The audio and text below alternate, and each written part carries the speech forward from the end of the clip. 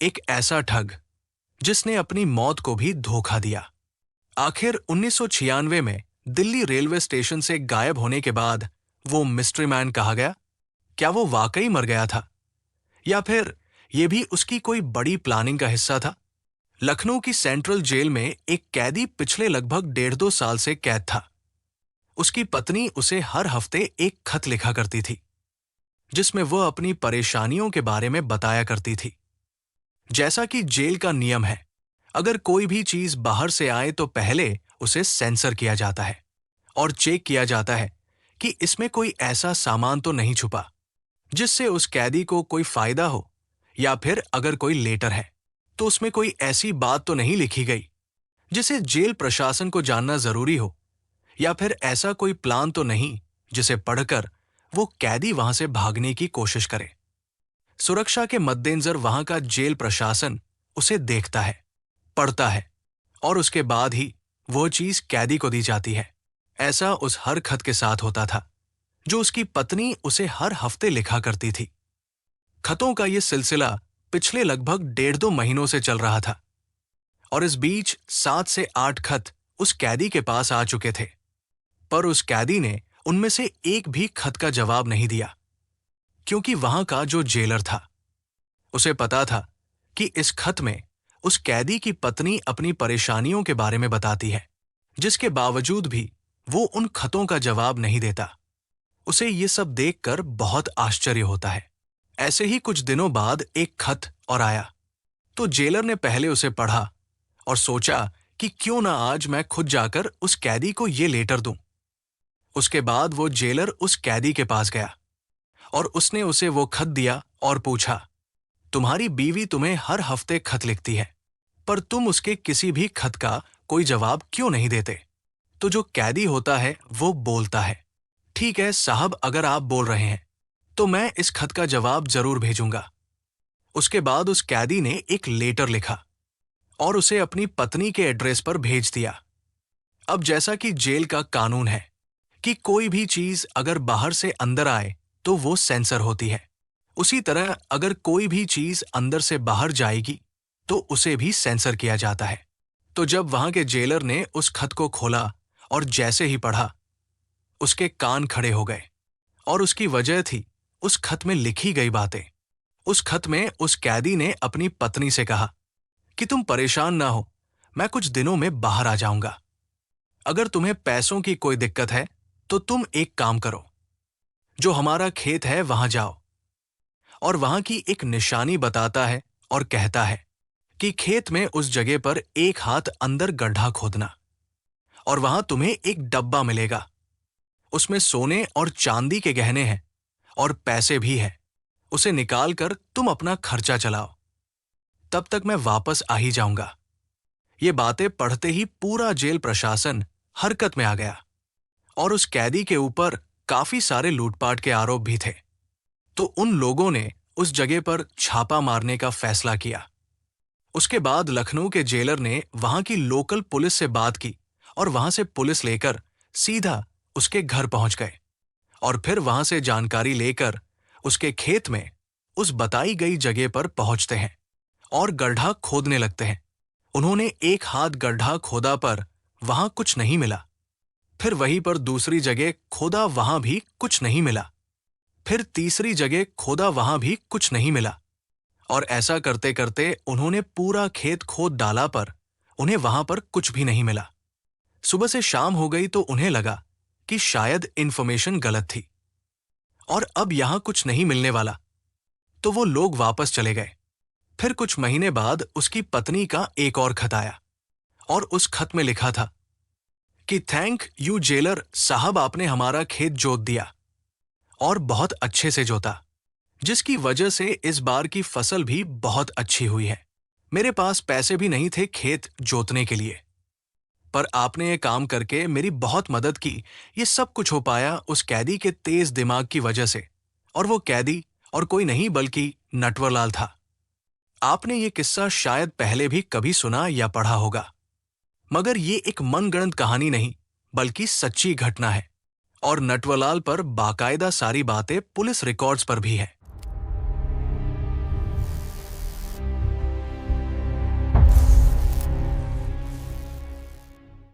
नटवरलाल का जन्म सन 1912 में बिहार के सिवान जिले के एक गांव जीरादेई से 2 किलोमीटर दूर बंगरा में हुआ था। जीरादेई गांव एक और इंसान के लिए मशहूर है, और वो है हमारे देश के पहले राष्ट्रपति डॉक्टर राजेंद्र प्रसाद, जिनका जन्म भी जीरादेई गांव में ही हुआ था। दोनों ने कुछ पाने की चाहत में एक ही स्टेशन जीरादेई से ट्रेन पकड़ी। एक देश के राष्ट्रपति बनकर संसद पहुंचे और देश का नाम रोशन किया, और एक ने उसी संसद का सौदा कर दिया। नटवरलाल का असली नाम मिथिलेश कुमार श्रीवास्तव था, और उसके पिता का नाम रघुनाथ प्रसाद श्रीवास्तव, जो कि एक सरकारी कर्मचारी थे रेलवे में। नटवरलाल का घर आज भी उसी गांव में है, हालांकि अब वो टूटा फूटा है और खंडहर हो चुका है। नटवरलाल को उस गांव में गए हुए न जाने कितने ही साल हो चुके हैं, पर आज भी उस गांव के लोग उस जगह की रखवाली करते हैं। कोई भी उस जगह पर कुछ और बनाने की कोशिश नहीं करता, और इसकी वजह है नटवरलाल के लिए उन लोगों का प्यार और इज्जत। उस गांव के लोग आज भी नटवरलाल को बहुत अच्छा इंसान मानते हैं। उनके हिसाब से वो एक ऐसा इंसान था जो अमीरों को लूटता था और गरीबों की मदद करता था। मतलब ये रॉबिनहुड वाली इमेज थी उसकी उस गांव में। उन गांव वालों ने कभी उसकी बुराई नहीं की, और ऐसा नहीं है कि वहां पर केवल 1 या 2 लोग उसकी अच्छाई कर रहे हों, बल्कि आप उस गांव में जितने भी लोगों से बात करेंगे, सभी उसे एक अच्छा इंसान ही बताएंगे। और अगर आप कभी वहां जाकर उसके बारे में पूछेंगे कि हमें नटवरलाल के बारे में जानना है, तो वो लोग तुरंत आपको टोक देंगे कि नहीं नटवरलाल नहीं, मिस्टर नटवरलाल बोलिए। तो आपको लगेगा कि शायद अमिताभ बच्चन की जो पिक्चर आई थी मिस्टर नटवरलाल, उसकी वजह से ऐसा बोलते हैं, पर ऐसा कुछ नहीं है। वहां के लोग नटवरलाल को इज्जत देने के लिए या तो मिस्टर नटवरलाल कहते हैं या फिर मिथिलेश बाबू बोलते हैं। वहां के लोग बताते हैं कि उन्होंने नटवरलाल को आखिरी बार 20 से 25 साल पहले देखा था। उस दिन नटवरलाल 3 कारों के काफिले में इस गांव में आया था। गांव वाले बताते हैं कि उसने जो परफ्यूम लगा रखा था, उसकी खुशबू मीलों तक फैली हुई थी। गांव में आने के बाद उसने बहुत बड़ा शामियाना लगवाया, पूरे गांव के लिए खाना बनवाया और उन्हें दावत दी, और जाते वक्त सबको 100 रुपए का एक नोट भी दिया। नटवरलाल बचपन में पढ़ाई में बहुत अच्छा नहीं था। वो एक बार मैट्रिक में फेल भी हो गया था, मगर आगे चलकर उसने वकालत की पढ़ाई भी की। बचपन में उसके पड़ोस में एक आदमी था जिसका नाम था साहब। एक बार उसने नटवरलाल को बुलाकर एक बैंक ड्राफ्ट दिया और कहा कि इसे बैंक में जमा करा दे। तो जब वो ड्राफ्ट को लेकर बैंक जा रहा था, उसकी नजर सिर्फ उस साइन पर थी जो ड्राफ्ट पर किया गया था। फिर उसने उस हस्ताक्षर की नकल करने की कोशिश की, और जब उसने उसकी कॉपी की तो कोई भी ये नहीं कह सकता था कि असली साइन कौन से हैं। उसने एकदम हूबहू बिल्कुल सेम टू सेम हस्ताक्षर किए थे। अब उसने वो ड्राफ्ट तो वहां जमा करा दिया, पर उसके बाद उसने क्या किया कि एक ड्राफ्ट बनाया और उस पर साहे के नकली साइन करके बैंक से कुछ पैसे निकाल लिए। और जब पकड़ा नहीं गया तो उसने 2-3 बार ऐसा फिर किया, और उस नकली ड्राफ्ट और हस्ताक्षर के जरिए कई हजार रुपए की ठगी की। ये उसकी लाइफ का पहला क्राइम था। फिर कुछ दिनों बाद जब साहब बैंक जाता है तो उसे पता चलता है कि उसके अकाउंट से 1000 रुपए निकाल लिए गए हैं। उसे कुछ समझ नहीं आता। उसके बाद वो वहां के कर्मचारियों से बात करता है, तो वो बताते हैं कि जिसे आपने एक बार ड्राफ्ट जमा कराने के लिए भेजा था, उसी लड़के ने आपके अकाउंट से पैसे भी निकाले हैं। ये सुनकर वो गुस्से में नटवरलाल के घर पहुंचता है और उसके पिता को सारी बात बताता है। उसके बाद उसके पिता नटवरलाल की खूब पिटाई करते हैं, और इस बात से वो गुस्सा होकर कोलकाता भाग जाता है। और उस वक्त वो कलकत्ता हुआ करता था। वहां पहुंचकर अपनी पढ़ाई जारी रखता है और खर्चे के लिए एक सेठ के यहां काम करने लगता है। उस सेठ का नाम था केशवराम, और उसका कॉटन का बिजनेस था। नटवरलाल उस सेठ के बेटे को ट्यूशन भी पढ़ाता था। एक बार नटवरलाल ने अपनी आगे की पढ़ाई के लिए उस सेठ से कुछ रुपए उधार मांगे, पर सेठ ने उसे पैसे देने से मना कर दिया। तो इस बात पर नटवरलाल को बहुत गुस्सा आता है और इसका बदला लेने के लिए उसने उस सेठ के साथ 4.5 लाख की ठगी करी और पैसे लेकर वहां से फरार हो गया। यहां से उसके क्राइम का सफर शुरू हो गया था। नटवरलाल की इंग्लिश बहुत अच्छी थी। इंग्लिश भाषा वो फर्राटेदार बोला करता था। वो भेष बदलने में भी बहुत माहिर था और कॉन्फिडेंस इतना कि किसी भी काम को करने में वो बिल्कुल भी हिचकिचाता नहीं था और जाली साइन करने में तो उसे महारत हासिल थी। वो किसी भी इंसान के नकली साइन इस तरीके से करता था कि कोई भी धोखा खा जाए। ये खूबी उसके अंदर गॉड गिफ्टेड थी। उसने अपने करियर में जितने भी क्राइम किए वो ज्यादातर या तो नकली हस्ताक्षर करके किए या फिर नकली चेक, डिमांड ड्राफ्ट या जाली पेपर के थ्रू किए। 1996 में जब नटवरलाल कानपुर जेल में बंद था तो उसके पैरों में कुछ परेशानी आ गई थी। वो बिल्कुल भी चल फिर नहीं पा रहा था और व्हीलचेयर से इधर उधर जाया करता था। उसका इलाज भी कराया गया पर कुछ फायदा नहीं हुआ। तो उसने कोर्ट में अर्जी लगाई कि उसका इलाज किसी अच्छी जगह से कराया जाए। कोर्ट ने उसकी अर्जी एक्सेप्ट कर ली और उसे दिल्ली के एम्स में इलाज करवाने की परमिशन दे दी। उस वक्त उसकी उम्र लगभग 84 साल थी। उसके बाद कानपुर जेल से 3 पुलिस वाले उसे लेकर ट्रेन से दिल्ली पहुंचते हैं। फिर उसे वहां से एम्स लेकर जाते हैं और उसका इलाज कराते हैं। इस दौरान उसे जहां भी जाना होता था वो उसी व्हीलचेयर से जाता था। वहां से इलाज कराने के बाद जब वो कानपुर की ट्रेन पकड़ने के लिए पुरानी दिल्ली रेलवे स्टेशन पहुंचते हैं तो उन्हें वहां पहुंचने में थोड़ी देर हो जाती है और उनकी ट्रेन छूट जाती है। अब उन्हें किसी तरह तो कानपुर पहुंचना था। तो उन पुलिस वालों में से एक पुलिस वाला अगली ट्रेन की टिकट लेने चला जाता है। फिर दूसरा पुलिस वाला जो था वो ट्रेन की टाइमिंग पता करने चला जाता है। उसके बाद यहां पर बचे बस 2 लोग, एक नटवरलाल जो कि व्हीलचेयर पर था और एक पुलिस वाला। थोड़ी देर बाद नटवरलाल कहता है कि मुझे चाय पीनी है, एक चाय पिला दो। पहले तो पुलिस वाला मना करता है पर नटवरलाल नहीं मानता और कहता रहता है कि मुझे बस एक चाय पिला दो। फिर पुलिस वाला सोचता है कि ये तो ठीक से चल भी नहीं पा रहा है तो यहां से भागकर कहां जाएगा। तो वो पुलिस वाला चाय लेने चला जाता है। ये बात 24 जून 1996 की है।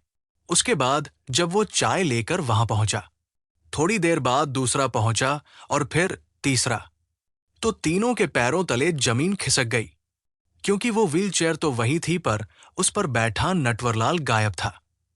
उसके बाद उन्होंने खूब ढूंढा, पूरा रेलवे स्टेशन छान मारा पर नटवरलाल का पता कहीं नहीं था। उन्हें यह बात समझ में नहीं आई थी कि जो इंसान इतने महीनों से अपने पैरों से चल फिर भी नहीं पा रहा है वो वहां से अचानक कैसे भाग गया। और यही नटवरलाल की चालाकी थी। उसका दिमाग इतना तेज था कि वो बड़ी ही आसानी से किसी को भी बेवकूफ बना देता था और अपने हिसाब से लोगों को सोचने पर मजबूर कर देता था।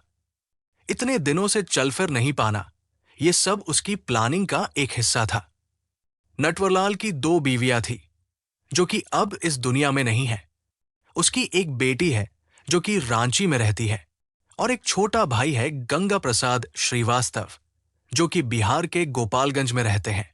दरअसल 2009 में नटवरलाल के वकील ने अदालत में अर्जी दाखिल की कि नटवरलाल के ऊपर चल रहे 100 से भी ज्यादा केसों को अब बंद कर दिया जाए क्योंकि 25 जुलाई 2009 को नटवरलाल की मौत हो चुकी है।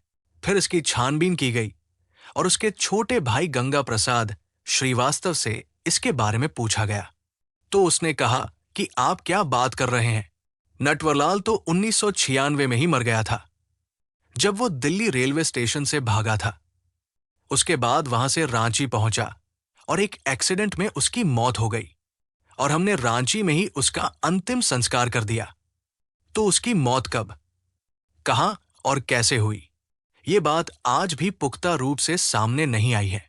एक तरीके से उसने अपनी मौत को भी धोखा दिया और आज तक लोगों को ये नहीं पता कि उसकी मौत की असल वजह क्या थी।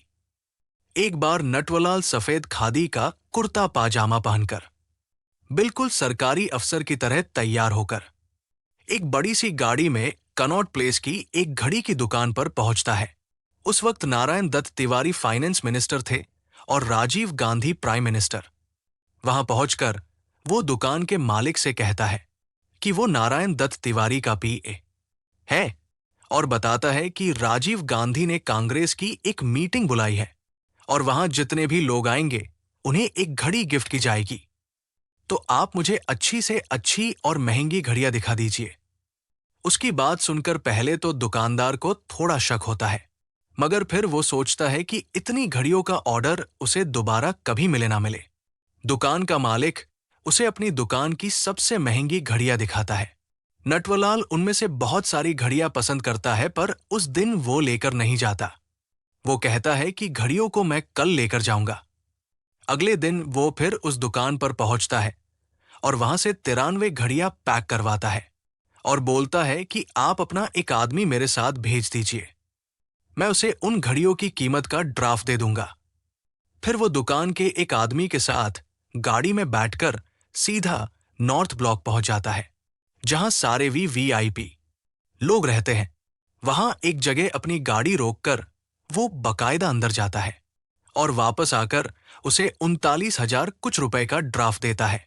2 दिन बाद जब दुकान का मालिक उसे बैंक में जमा कराता है तो पता चलता है कि वो एक फर्जी ड्राफ्ट था। ऐसा करके उसने अपने हुनर से बहुत सारे लोगों को लूटा। उसने टाटा, बिड़ला और अंबानी जैसे बड़े बिजनेसमैन तक को नहीं छोड़ा। उनके पास भी वो कोई जरूरतमंद या समाज सेवी बनकर पहुंचता और बड़े बड़े डिमांड ड्राफ्ट और चेक लेकर वहां से फरार हो जाता। यहां तक कि उसने ताजमहल तक को बेच दिया, वो भी बकायदा प्रॉपर कागज बनवाकर। और वो भी एक बार नहीं बल्कि पूरे 3 बार। उसने अपने करियर में 3 बार ताजमहल बेचा, 2 बार लाल किला बेचा, 1 बार संसद भवन और 1 बार राष्ट्रपति भवन को भी बेच दिया। और ताज्जुब की बात यह है कि लोगों ने उसे खरीद भी लिया। वो खरीदारों के सामने खुद को इस तरह पेश करता था कि किसी को शक तक नहीं होता था। वो इन प्रॉपर्टीज के जाली पेपर्स बनवाता, उस समय का रेट मेंशन करता और सरकारी अधिकारियों के नकली हस्ताक्षर के साथ डॉक्यूमेंट्स ऐसे तैयार करता कि कोई भी धोखा खा जाए। संसद भवन को तो उसने तब बेचा जब उसके अंदर कार्यवाही चल रही थी। 1937 में उसने रेलवे गोदाम में पड़ी लगभग 9 टन लोहे की चादरों को भी बेचने की कोशिश की थी। यहां तक कि उसने वेश्याओं को भी नहीं छोड़ा।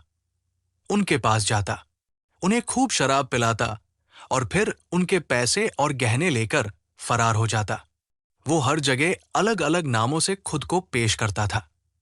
कभी मिथिलेश कुमार अग्रवाल, कभी सुरेंद्र कुमार, कभी अंबिका पांडे, तो कभी सीताराम। वो हर बार अलग एड्रेस दिया करता था। एक बार तो उसने राष्ट्रपति डॉक्टर राजेंद्र प्रसाद के घर का एड्रेस दे दिया।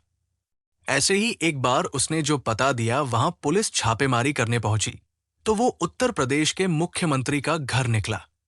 इतना सब कुछ करने के बाद भी वो अपने करियर में सिर्फ 20 साल जेल में रहा। उसके ऊपर 400 से भी ज्यादा ठगी के मामले थे और लगभग 150 से 200 मुकदमे चल रहे थे, जिनमें से सिर्फ 19 मामलों में फैसला आया और उसे 113 साल की कैद हुई थी। वो देश में अलग अलग जगहों से गिरफ्तार हुआ, पर सिर्फ एक बार उसे जमानत मिली थी। बाकी 8 बार वो जेल तोड़कर भाग गया। 1942 में वो पटना जेल से भागा। 1944 में वो गोरखपुर की जेल से भी भाग गया। 1977 में जब वो वाराणसी की जेल में बंद था तो उसे तिहाड़ जेल भेज दिया गया। इस दौरान उसे किसी केस की पेशी के लिए लखनऊ लेकर जाना था। लखनऊ के 3 पुलिस वाले उसे लेकर नई दिल्ली रेलवे स्टेशन पहुंचते हैं। स्टेशन पर उसे एक जगह बिठा दिया जाता है। उसका हाथ एक रस्सी से बंधा था, जिसका दूसरा छोर एक पुलिस वाले ने पकड़ रखा था। थोड़ी देर बाद वो कहता है कि मेरे सर में बहुत दर्द हो रहा है और बुखार जैसा लग रहा है, क्या आप मेरे लिए दवा ला देंगे? पुलिस वाला सोचता है कि तबीयत ज्यादा खराब ना हो जाए, इसलिए वो दवाई लेने चला जाता है। दूसरे पुलिस वाले को वो पानी लेने भेज देता है। अब तीसरे पुलिस वाले से वो कहता है कि मुझे बहुत तेज टॉयलेट आ रहा है, जब वो पुलिस वाला उसे लेकर जाने लगा तो आगे नटवरलाल था और पीछे रस्सी पकड़े वो पुलिस वाला। भीड़ में घुसते ही नटवरलाल ने कब रस्सी खोली और कब वो गायब हो गया, किसी को पता ही नहीं चला। 20 जुलाई 1956 को उसे मेरठ से पकड़ा गया और लखनऊ जेल भेज दिया गया, मगर वहां से भी वो भाग गया।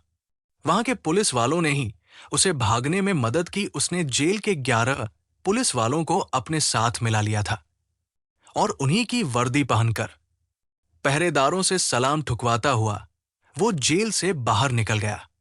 उसने उन पुलिस वालों को 5 लाख रुपए देने का वादा किया था, पर जब पुलिस वालों ने वो बैग खोला तो उसमें सिर्फ नकली नोट भरे थे। नटवरलाल बातें करने में बहुत हाजिर जवाब था। कानपुर की अदालत में जज ने जब उससे पूछा कि तुम ऐसा क्यों करते हो, तो उसने जज से 1 रुपया मांगा।